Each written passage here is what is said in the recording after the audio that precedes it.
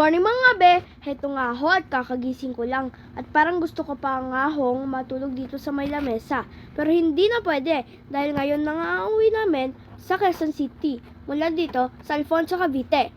Kahit ayaw ko pa nga ho, ay naligo na ako at nagkodakan muna kami ng lola ko na kamukha ko daw.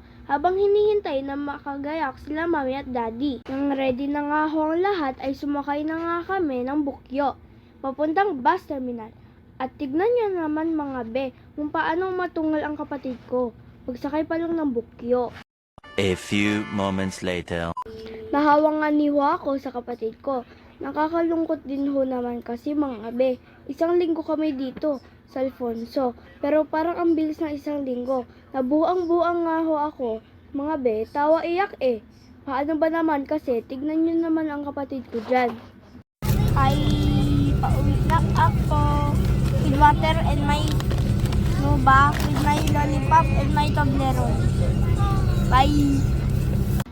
Wala pa nga akong ilang minuto at ayun, nakatulog na ako at nung nagising ako, tumingin na lang ako sa bintana kasi wala akong magawa sa bus.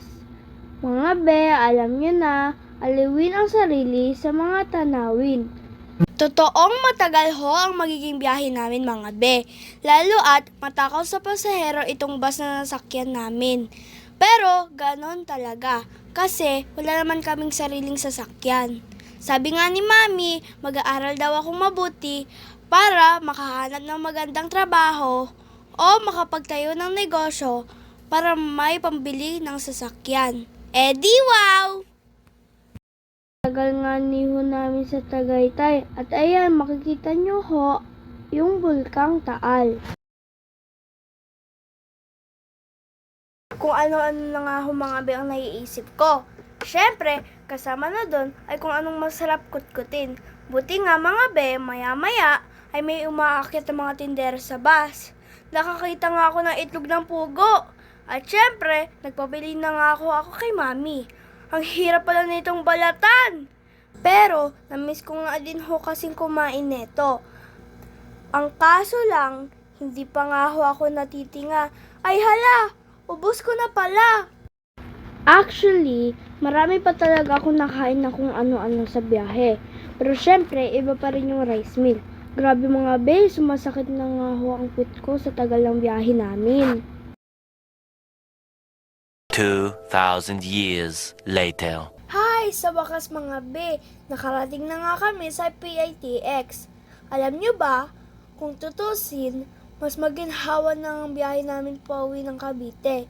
Dahil dito sa PITX at sa LRT extension. Hayan nga at nakatawid na kami sa PITX station papuntang FPJ station. Mabuti na lang, kahit napakaraming tao sa PITX, ay kaunti lang ang tao dito sa side na to. Hinintay nga lang namin si Daddy dyan kasi bumili siya ng ticket namin. Alam nyo ba mga be, sayang nga at hindi namin nakuha ang 50% discount sa train ticket dahil naiwan namin ang ID namin sa Cavite. Ewan nga din kasi namin sa mga ticket attendant. Tingin yata sa amin ni Aaron ay mga working adult na nagpapanggap na estudyante. Hay nako! Naghintay nga lang ho kami ng kaunti at maya-maya pa ay dumating na ang train. Kaunti nga lang din ho ang sakay sa loob, kaya nakaupo pa nga kami.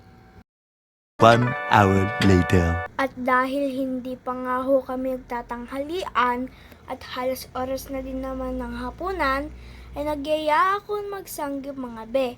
Oo mga be, ako ang nag-request niyan. Buti na nga lang din at gusto din naman nitong kapatid ko. Oh, hindi naman nga ho masyadong halata, di ba? Dahil nga sa sobrang nabusog din kami sa kinain namin at para na din bumaba ang mga kinain namin, ay ginusto na lang din ho namin talaga maglakad pa uwi. Tignan nyo naman mga be, gilabi na nga kami sa kalye. Pero sabi ko nga, ganoon talaga. Tiis-tiis, importante nakapagsanggip. Para-paraan din mga be. Hindi naman araw-araw eh.